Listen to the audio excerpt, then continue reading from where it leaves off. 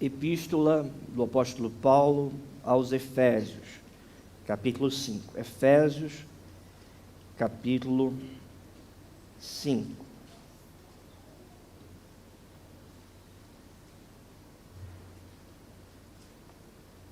Vamos nos colocar de pé.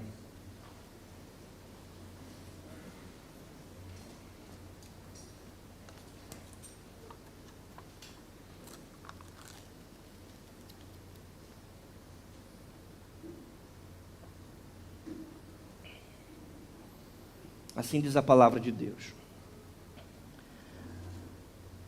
As mulheres sejam submissas ao seu próprio marido, como ao Senhor, porque o marido é o cabeça da mulher, como também Cristo é o cabeça da igreja, sendo este mesmo o Salvador do corpo.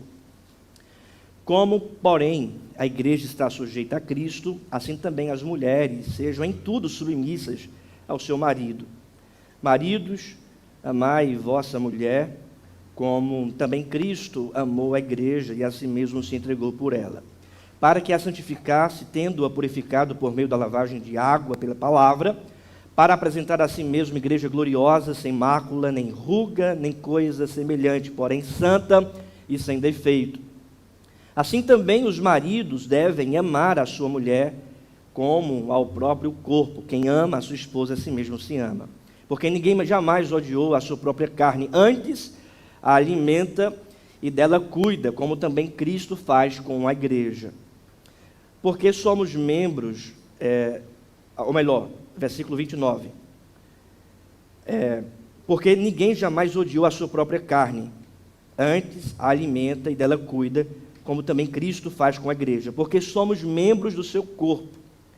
Eis porque deixará o homem a seu pai e sua mulher, e se unirá à sua mulher, e se tornarão os dois uma só carne. Grande é esse mistério, mas eu me refiro a Cristo e à sua igreja. Não obstante, vós, cada um de pé em si, também ame a sua própria esposa como a si mesmo, e a esposa respeite ao marido. O versículo 31 diz: eis porque deixará o homem a seu pai e a sua mãe, e se unirá à sua mulher, e se tornarão os dois uma só carne. Vamos orar? Senhor Deus, amado Pai, nós lemos a Tua palavra e te pedimos nesse momento, abre os nossos olhos para contemplarmos as maravilhas da Tua lei. Que o Teu Espírito Santo venha como um martelo, Deus, martelar as verdades da Tua palavra em nosso coração, colocando a Tua palavra em nosso coração. E que possamos, ó Deus, pelo Teu Espírito, guardar a Tua palavra e viver a Tua palavra. É o que nós te pedimos nesse momento, em nome de Jesus. Amém. Podem sentar, irmãos.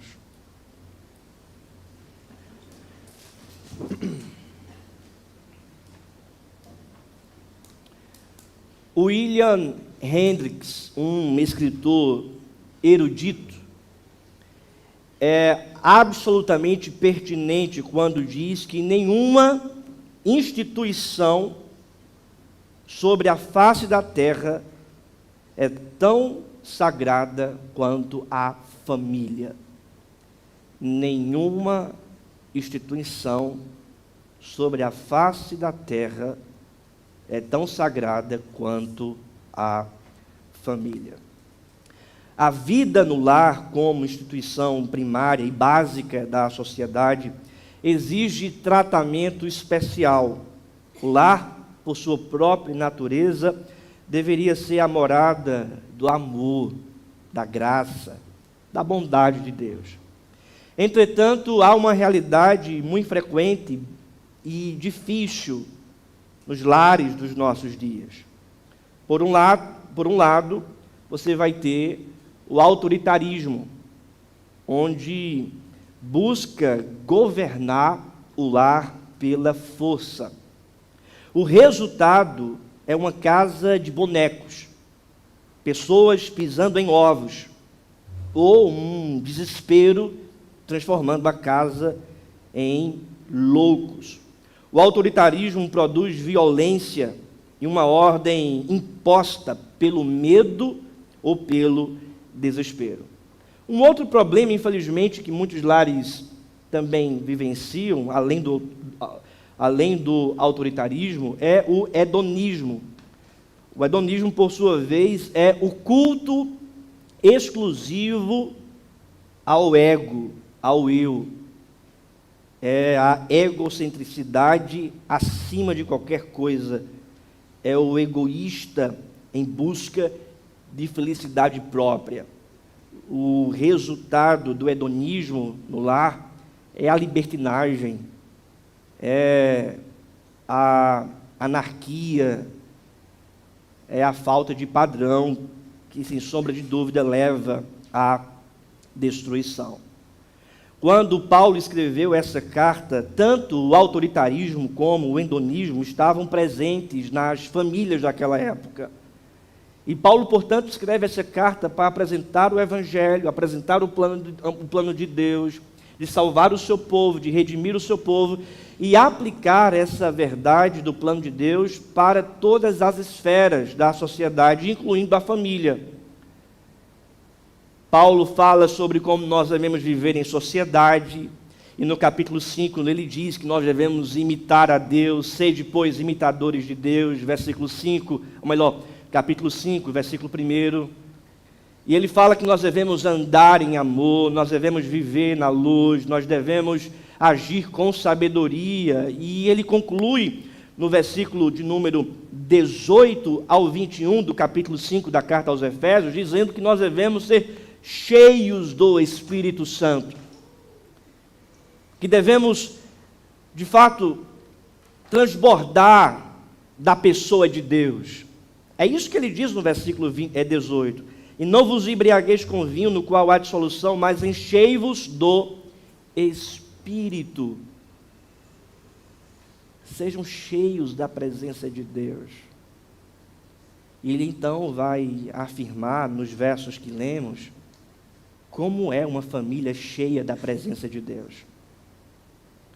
Como é um casamento cheio da presença de Deus. Como é uma família segundo a vontade de Deus. E é sobre isso que eu gostaria de tratar nessa noite. Uma família segundo a vontade de Deus. Uma família que experimenta o céu na terra. Uma família que desfruta da bênção do Senhor. Uma família que não vive em pé de guerra. Uma família que vive debaixo da paz. Uma família que vive de acordo com a vontade do Senhor. Uma família segundo a vontade de Deus. E a primeira verdade, meus irmãos, é que uma família segundo a vontade de Deus coloca Jesus Cristo no centro. Uma família segundo a vontade de Deus tem Cristo como centro da família. Porque se nós olharmos para o texto, olha aí, você vai perceber que o apóstolo Paulo, tratando da família, do papel da mulher, do homem, das obrigações do lar, ele vai sempre estar colocando a pessoa de Cristo como centro dessa família. Note, por exemplo, mulheres, sejam submissas ao seu próprio marido como ao Senhor, ou seja, essa palavra Senhor aqui é uma referência a Jesus Cristo. Versículo 23, porque o marido é o cabeça da mulher, como também Cristo é o cabeça da igreja. Mais uma vez, ele lembra aqui de Cristo. Versículo 24, como porém a igreja está sujeita a Cristo. Versículo 25, maridos, amai vossa mulher, como também Cristo amou a igreja, e assim mesmo, se entregou por ela. Veja o que diz, por exemplo, irmãos, o versículo de número 29, porque ninguém jamais odiou a sua própria carne, antes a alimenta e dela cuida, como também Cristo o faz com a igreja. Versículo 32, grande é esse mistério, mas eu me refiro a Cristo e a igreja. Não obstante, vós, cada um per si, também ame a sua própria esposa como a si mesmo, e a esposa respeita ao seu marido. Mas você vai ver o tempo todo, do versículo 22 ao versículo 33, o apóstolo Paulo, ele apresentando Cristo. Mulheres, vocês devem fazer isso por causa de Cristo. Maridos, fazerem isso por causa de Cristo. Devem olhar para Cristo. Eu me refiro a Cristo, a igreja que é modelo para vocês. Olhem para o amor de Cristo, para o modelo de Cristo, para o padrão de Cristo. Em outras palavras, irmãos, o apóstolo Paulo está centralizando a pessoa, a obra e o ensino de Jesus Cristo nesta família, no meio deste lar. Se nós queremos ter uma família segundo a vontade de Deus, nós precisamos, portanto, centralizar a pessoa de Cristo no nosso lar. Se nós queremos ter uma família segundo a vontade de Deus, nós precisamos ter Cristo no centro da nossa casa.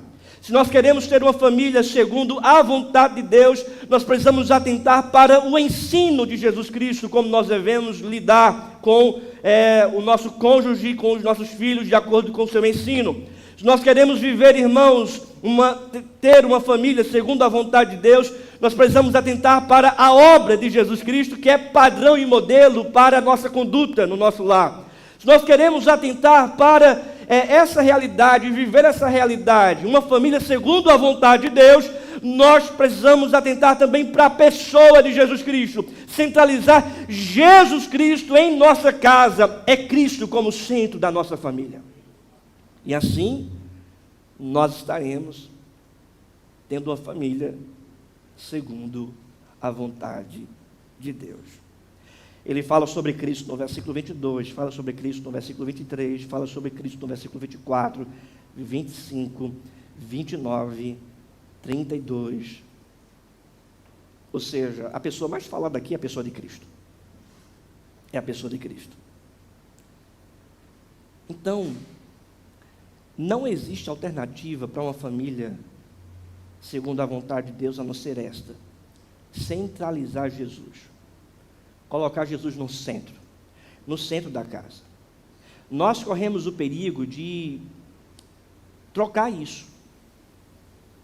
Nós podemos ser tentados de colocar os nossos filhos no centro. E por essa razão, podemos acabar pecando contra Deus, servindo mais aos filhos do que a Deus. E quando a vontade do filho estiver acima da vontade de Deus, aqueles que servem aos filhos e colocam os filhos no centro, vão então rejeitar a vontade de Deus em prol da vontade dos filhos. Isso pode acontecer também com o cônjuge. Você colocar o cônjuge, você que é mulher, colocar o seu marido como centro da sua família, ou você, marido, colocar a sua esposa como centro da sua casa. Isso é uma abertura para a destruição, onde então você vai passar a idolatrar o seu cônjuge por meio das atitudes. Você pode até dizer com a sua boca: meu Deus é Cristo, mas a sua casa, o seu Deus é o cônjuge. Esse é um perigo terrível. Um perigo terrível, porque quem deve ser Deus na nossa casa é Jesus Cristo. O centro da nossa família é Jesus Cristo. Cristo também vai nortear o modo que nós devemos lidar com o nosso cônjuge e com a nossa família por inteira. Porque se Cristo é o centro, eu não vou mais tratar o próximo, ou o cônjuge, ou a família, filhos, parentes, de acordo com a minha própria vontade, pensamento ou carnalidade. Mas eu vou tratar de acordo com o filtro de Jesus. Por quê? Porque Ele está no centro. Eu vou falar de acordo com a vontade de Cristo, porque entre eu e o cônjuge tem Cristo no centro para filtrar. Então Ele vai filtrar as nossas ações, as nossas atitudes, mas não no sentido de que eu vou viver de qualquer modo e Ele que filtre depois, não, no sentido de que Ele habita em nosso coração e Ele vai, portanto, conduzir a nossa ação, dizendo para mim, para você, aquilo que é ruim, aquilo que é desagradável, aquilo que não é bom. E a nossa conduta, portanto, vai estar de acordo com a vontade de Jesus, que é o centro. Então, marido, quando você tratar a sua esposa, você tem que lembrar: Cristo está à frente dela e eu tenho que tratá-la de acordo com a vontade de Cristo. Você, esposa, quando for tratar o seu marido, você tem que lembrar: Cristo está na minha frente, está na frente dele, e eu tenho que tratá-lo então de acordo com a vontade de Cristo. Não é de acordo com o meu próprio pensamento, não é de acordo com a minha própria vontade, de acordo com o padrão mudando, não, mas é de acordo com a vontade de Jesus, a vontade de Cristo. Até porque o segredo de uma família estável, duradoura, inabalável, é a centralidade de Jesus. Porque se uma das partes vai viver a sua própria vontade, ou vive somente para si, em um determinado momento isso vai causar confusão, tragédia, destruição. E quantos, irmãos, casamentos e famílias não são destruídas por causa de pessoas que querem viver para si, não de acordo com a vontade de Cristo? Mulheres que abandonam os lares porque querem ser felizes e viver uma paixão, um amor, mas abandonam seus filhos, abandonam seu marido e procuram viver uma tal felicidade desprovida da felicidade bíblica, uma felicidade diabólica, maligna, porque não há felicidade longe de Cristo. Maridos que fazem as mesmas coisas. Meu querido irmão, a palavra de Deus diz que nós devemos colocar Cristo no centro. A mulher deve olhar para Cristo no seu trato com o marido deve olhar para Cristo no trato com a sua esposa.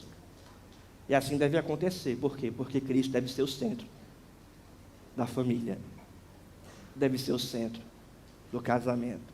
Estabelecendo essa centralidade, que é fundamento, podem surgir as adversidades, as tribulações, as tempestades. Entretanto, aquela família vai permanecer unida, junta, não por causa da capacidade das partes, mas por causa do fundamento, da centralidade, que é Jesus Cristo. Que é Jesus Cristo. Lembre-se das palavras do Senhor no final do Sermão da Montanha, quando o Senhor disse: se vocês ouvirem as palavras e praticarem as minhas palavras, vocês serão comparados a alguém que edificou a sua casa sobre a rocha. Veio a chuva, o vento, a tempestade, e a casa permaneceu inabalável. Por quê? Porque ouviu as palavras de Cristo e as praticou. Agora, aquele que ouve as palavras, mas não pratica, é comparado a um homem imprudente, que edificou a sua casa sobre a areia. Então vieram os ventos, a chuva, a tempestade, e aquela casa ruiu, foi destruída. Qual o segredo de uma família estável, duradoura, inabalável, que permanece junta, de um casamento que permanece junto? É a centralidade de Cristo por ambas as partes. Maridos que colocam Cristo no centro do seu coração, esposas que colocam Cristo no centro de seus corações. A segunda verdade, meus irmãos, é que o apóstolo Paulo então trata sobre os papéis familiares. Uma família segundo o coração de Deus, em primeiro lugar, centraliza a pessoa de Jesus Cristo e, em segundo lugar, cumpre cabalmente o seu papel familiar. Porque do versículo de número 22 ao 24, o apóstolo Paulo agora, ele apresenta o papel da mulher. Ele diz, acompanha a leitura: as mulheres sejam submissas ao seu próprio marido, como ao Senhor. Vamos ler juntos o versículo 23. Porque o marido é o cabeça da mulher, como também Cristo é o cabeça da igreja, sendo este mesmo o Salvador do corpo. O apóstolo Paulo aqui fala sobre, primeiramente, o papel da mulher. E ele diz: a mulher deve ser submissa ao seu marido. Mulheres sejam submissas ao seu próprio marido. Às vezes, tratar sobre submissão no nosso contexto de uma sociedade secularizada, mundana, influenciada pelo feminismo, que é uma ideologia contrária à palavra de Deus, às vezes se torna um pouco difícil. Entretanto, irmãos, o meu papel como pastor dessa igreja é ser fiel à palavra de Deus. e procurar pregar com fidelidade as Escrituras Sagradas. E as Escrituras Sagradas afirmam acerca da submissão. Não uma submissão que alimenta o autoritarismo, mas uma submissão que alimenta o amor do homem para com a sua mulher. A palavra aqui, submissão, literalmente é uma junção de duas palavras. A primeira, sob e missão. Isto é, a mulher deve estar debaixo da missão que Deus confiou ao seu marido. Deus confiou a missão, então a mulher deve cooperar nessa missão. À luz do contexto, a primeira missão apresentada no texto, no contexto do marido, é de liderar a casa, mas também de amar. Nessa liderança, amar a sua esposa como Cristo amou a sua igreja. Então, literalmente, essa submissão aqui no texto está de acordo com o auxílio que a mulher deve ter para com o homem, auxiliando nessa missão que o homem tem de liderar com amor sacrificial a sua casa. Ou seja, o apóstolo Paulo está tratando aqui, meu querido, sobre essa submissão, está debaixo da missão que a mulher deve ter em relação ao seu marido, auxiliá-lo, cooperar, ter esse suporte e apresentar esse suporte para o seu marido. Ele então apresenta essa natureza desse papel, que é submissão, diferente do papel do homem, como é descrito no versículo 23, porque o marido é o cabeça da mulher, e ele, então, é chamado por Deus para ter esse papel de liderança. E aqui, irmãos, eu trago um ponto muito importante para todos. O mundo prega o igualitarismo, que você pode desempenhar um papel na casa de liderança, você mulher, e que você, homem, pode desempenhar um papel de submissão. O igualitarismo prega que você pode desempenhar qualquer papel, papéis iguais, e nós não concordamos com isso, de acordo com a palavra de Deus. Porque, veja, nós somos iguais, sim, diante do Senhor. Homens e mulheres iguais, por natureza, diante de Deus, não há diferença alguma. Entretanto, com papéis diferentes. A Bíblia fala que o papel da mulher está em submissão. E o papel do homem, então, é amar a esposa com um amor sacrificial, liderar a sua casa com esse amor sacrificial. Todos nós somos iguais diante de Deus, entretanto com papéis diferentes. E então Paulo apresenta essa natureza da submissão, isto é, está debaixo dessa missão que Deus confiou ao seu marido. Lembrando que essa missão parte da missão primária aqui apresentada no texto, de liderar com amor sacrificial, mas de acordo também com a missão do trabalho do seu marido, a vocação, a visão. Então, a esposa, ela tem que estar com essa postura bíblica de auxiliar o seu esposo na missão que Deus o chamou, na vocação que Deus o confiou. Ele fala, Paulo, então, sobre o motivo dessa submissão, desse papel que está descrito aí no versículo de número 23, porque o marido é o cabeça da mulher, como também Cristo é o cabeça da igreja, sendo este mesmo o Salvador do corpo. Ele fala, portanto, olha, vocês devem ser submissas ao marido, porque Cristo é o cabeça da igreja, e a igreja é o corpo de Cristo, e assim como isso procede, vocês devem assim também proceder. De que modo, qual é a maneira? Ele fala, como ao Senhor. Versículo 22, sejam submissas ao seu marido, como ao Senhor.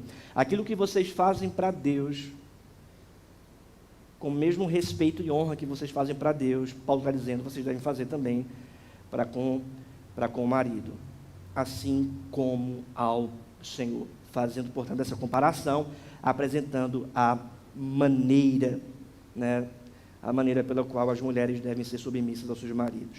O motivo supremo da esposa se submeter ao seu marido é o fato de que ele é o cabeça funcional da família, assim como também Cristo é o cabeça da igreja. A cabeça dá a direção e o corpo responde. Um corpo físico que não responde à cabeça é um corpo aleijado ou paralisado. Da mesma forma, meus irmãos, uma mulher que não responde corretamente a essa direção bíblica do seu marido, manifesta uma difusão espiritual séria, uma distorção. A família fica paralisada, doente, daí a necessidade. Isso é muito importante ser aplicado no nosso contexto, porque infelizmente nós vivemos em um tempo onde as mulheres querem subverter, infelizmente, do ponto de vista ideológico, do feminismo que é propagado em nossos dias, subverter os papéis. Que os homens é que devem ser submissos e as mulheres devem liderar. Há essa subversão de valores. E não é bíblico. Vou dar só um exemplo. Quando Deus foi falar com Adão e Eva, ele chamava Adão, que era o representante do lar, para falar com a família. Tanto é que quando eles pecam, Deus vai até a família e diz: Adão, onde estás? Porque quem representava a família naquele momento, naquela época, era Adão, o representante do lar. Mas quando a serpente chega, a serpente vai falar com quem? Com Eva. Com Eva. Não no sentido que ela seja ignorante, não nesse sentido, mas o sentido de Satanás é subverter o papel da família, os papéis familiares. Ele subverte, ele muda a ordem da criação, ele muda a ordem dos papéis. E Paulo aqui, portanto, está resgatando essa ordem familiar, dizendo: olhe, mulheres, sejam submissas ao marido como ao Senhor. O modelo da submissão, irmãos, é apresentado aí no versículo 23, como também no versículo 24. Como também Cristo é o cabeça da igreja, sendo este o mesmo Salvador do corpo. Versículo 24, vamos ler juntos. Como, porém, a igreja está sujeita a Cristo, assim também as mulheres sejam em tudo submissas ao seu marido. Ou seja, Paulo aqui está apresentando esse modelo de submissão. Assim como Cristo se entregou e foi submisso ao Pai para dar vida ao seu povo, assim também as mulheres devem ser submissas ao seu marido.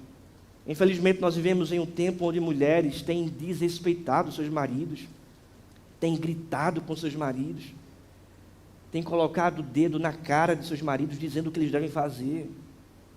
Infelizmente, nós vivemos em um tempo onde essa inversão de valores tem sido notória nos nossos dias, onde mulheres, elas não querem viver o papel que Deus estabeleceu na família. E o apóstolo Paulo, portanto, está dizendo: mulheres, sejam cheias do Espírito Santo, vivam de acordo com a vontade de Deus e sejam submissas ao seu marido. E então o apóstolo Paulo fala sobre o papel do marido. Ele diz, no versículo de número 25, vamos ler juntos? Maridos, amai vossa mulher, como também Cristo amou a igreja e a si mesmo se entregou por ela. O que me chama a atenção no texto é que, quando Paulo fala sobre o papel da liderança, ele está falando com a mulher. Ele está se dirigindo à mulher. Ele está dizendo o seguinte: olhem, mulheres, atentem, sejam submissas aos seus maridos, porque ele é o líder do lar. Assim como Cristo é o cabeça da igreja, o marido é o cabeça da família.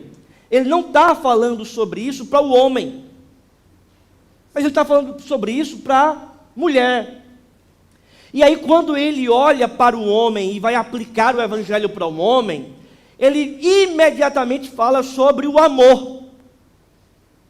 Ele já falou sobre a liderança quando fala para a mulher, mas de imediato ele diz: maridos, ele chama a atenção dos homens e afirma: amai vossa mulher, como também Cristo amou a igreja e a si mesmo se entregou por ela.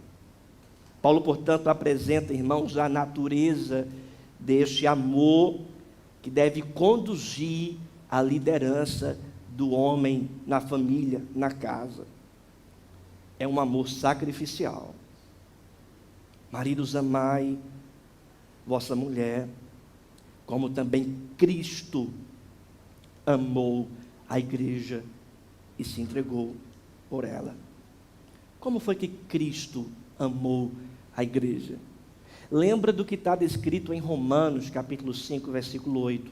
Deus prova do seu próprio amor para conosco pelo fato de ter Cristo morrido por nós, sendo nós ainda pecadores. Então, como é que um homem deve amar a sua esposa? Morrendo por ela, se sacrificando por ela. É um amor sacrificial. É um amor que não visa o bem-estar próprio, mas visa o bem-estar do outro. É um amor que não pensa em si, mas pensa no outro.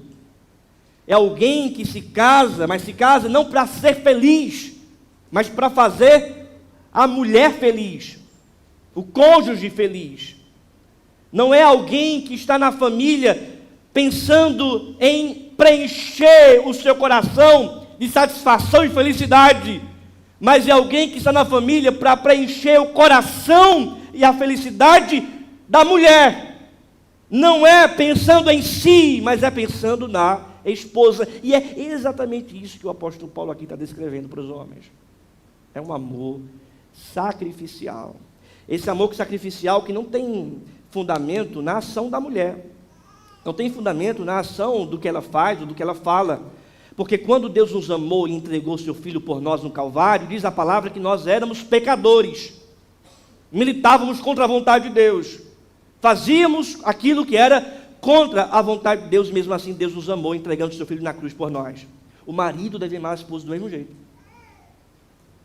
O amor do marido pela esposa não está condicionado a uma ação da esposa.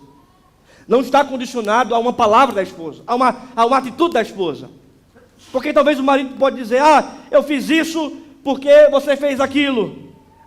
Eu agi desse modo porque você age dessa maneira. Eu fiz isso porque você tem tomado essas atitudes. Meu querido, você está pecando contra Deus. Porque Cristo não nos amou porque a gente mudou a nossa atitude. Porque a gente se tornou bonzinho. Que as nossas palavras ficaram melhores e as nossas ações mais aceitáveis a Deus. Não! Deus nos amou sendo nós pecadores. E então, Deus disse para os homens, vocês devem amar a esposa do mesmo jeito. Esse amor sacrificial e esse amor incondicional, que não está condicionado a uma ação da mulher. Paulo poderia falar isso da mulher com mais clareza, mas Paulo fala isso para um homem. Inclusive a palavra marido no grego tem uma conotação dizendo realizador de desejos.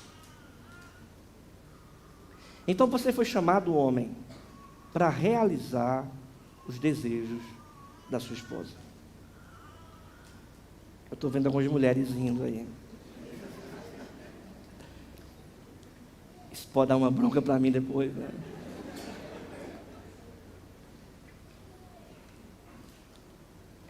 Mas é exatamente isso que a palavra de Deus diz. Porque, irmãos, o marido tem que servir. Porque a liderança baseada nesse amor sacrificial é marcada pelo serviço incondicional. Não está condicionado a palavras e ações da mulher, mas está condicionado apenas ao amor de Cristo por nós. Veja então o que Paulo diz. Cristo amou a igreja e a si mesmo se entregou por ela. A maneira como um homem deve amar a sua esposa, se entregando por ela. Se entregando para conversar, para saber dos seus dilemas, das suas preocupações. Se entregando para acompanhá-la, se entregando para servi-la, se entregando até mesmo para morrer por ela. Para morrer por ela. Você é responsável pela vida emocional, espiritual e psicológica da sua mulher. Você tem que se entregar para dar a ela bem-estar. Eu digo isso, irmãos, porque existem tantos homens autoritários que acham que a liderança cristã é fundamentada no autoritarismo, que acham que é mandar, decretar, acham que são deuses do lar. E isso não tem nada a ver com o Evangelho, isso não tem nada a ver com a palavra de Deus, isso não tem nada a ver com Cristo. Porque a liderança de Cristo apresentada aqui no texto, que deve ser modelo para a liderança masculina no lar, é uma liderança com um amor sacrificial, de morrer para deixar o outro viver. E, infelizmente, nos nossos dias acontece de mulheres morrerem por causa dos seus maridos autoritários. Mulheres minguadas, destruídas emocionalmente e psicologicamente, mulheres violentadas. E esses homens darão conta a Deus de suas ações e certamente serão condenados ao juízo eterno por causa de sua prática indecente e pecaminosa, porque diz a palavra de Deus que aqueles que vivem nas obras infrutíferas das trevas não herdarão o reino do Senhor. Você, marido, pode até esconder dos homens, mas não vai esconder de Deus. Você pode até driblar as coisas deste mundo, mas não vai escapar do juízo de Deus. E Deus está alertando você que vive talvez no autoritarismo hoje, alertando você: veja, se arrependa dos seus pecados e trate a sua esposa como Cristo te tratou, com um amor sacrificial, dando a sua vida por ela, e não o contrário. E não o contrário. Para que? Qual é o objetivo? Versículo 26. Para que a santificar-se, tornando purificado por meio da lavagem de água pela palavra. Versículo 27. Juntos. Para apresentar a si mesmo igreja gloriosa, sem mácula, nem ruga, nem coisa semelhante, porém santa e sem defeito. O que Paulo está dizendo aqui é o seguinte: para apresentar essa igreja, essa esposa, sem mácula, sem ruga, gloriosa, santa e sem defeito.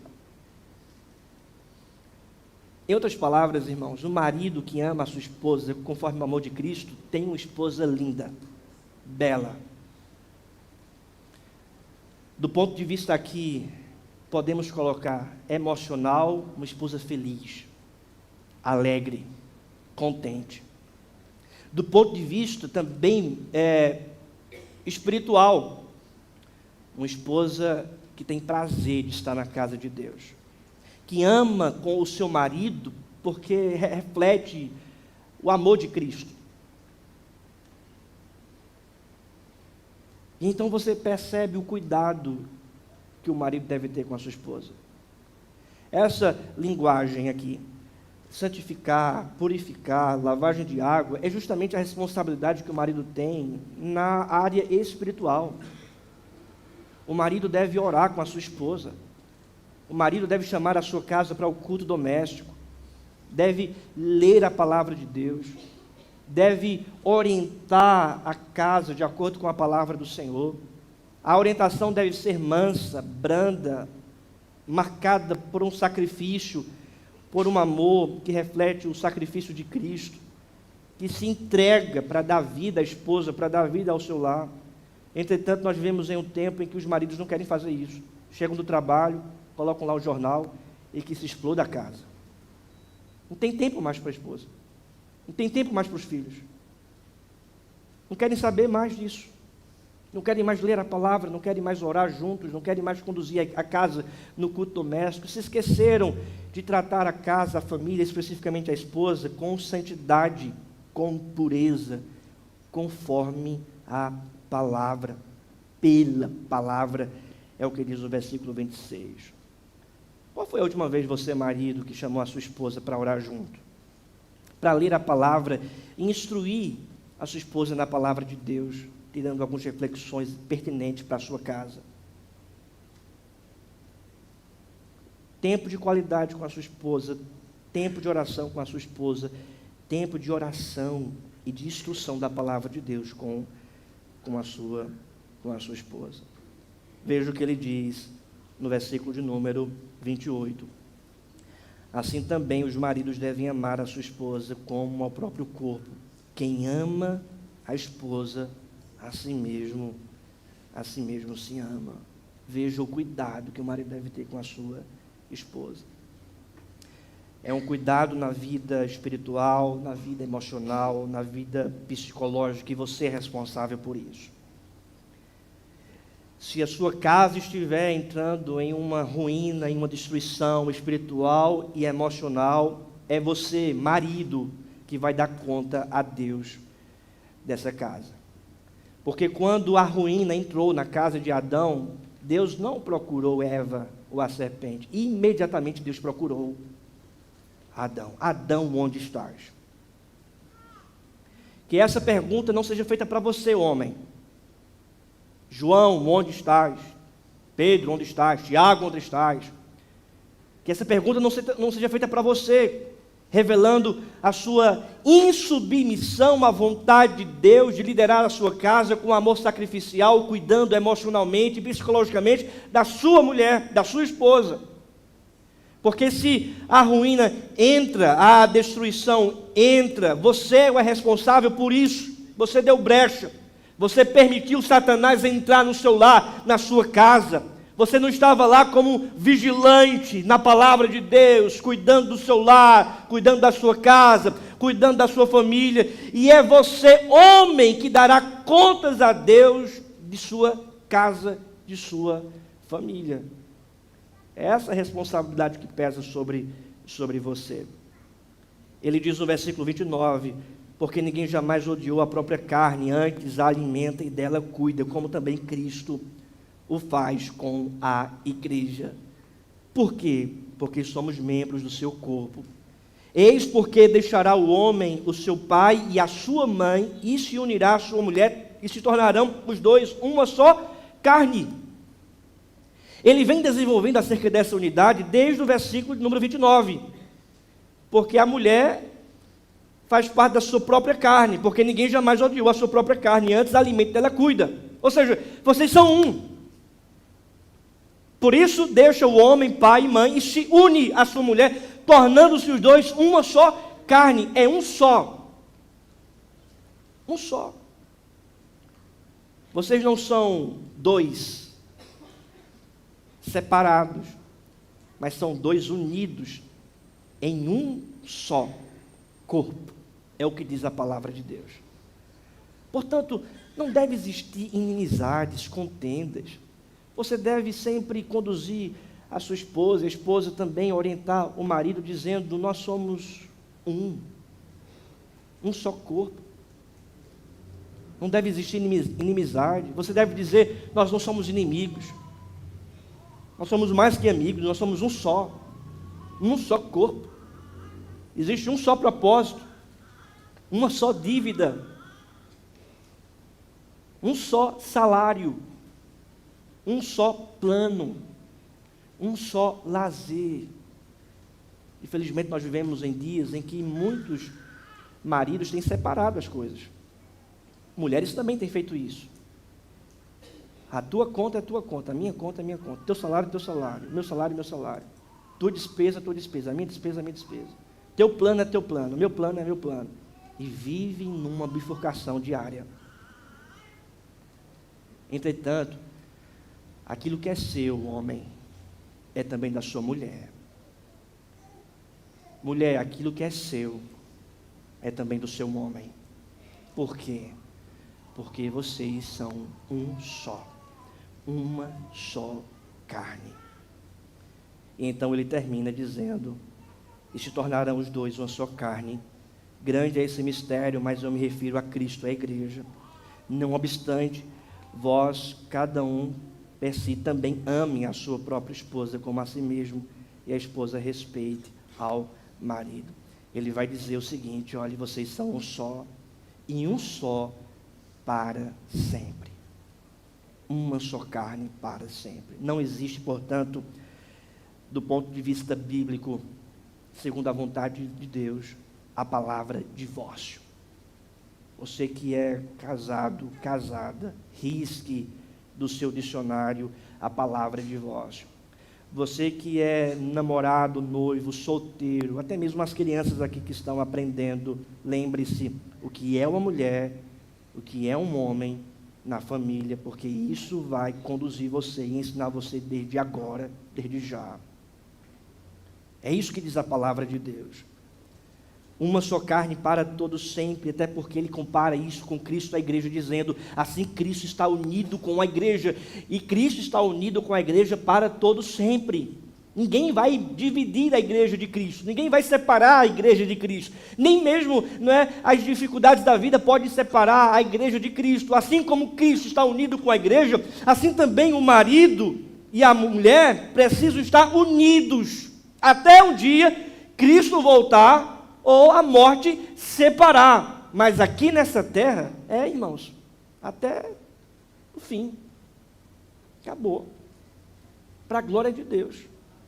Não deve existir divisão, separação.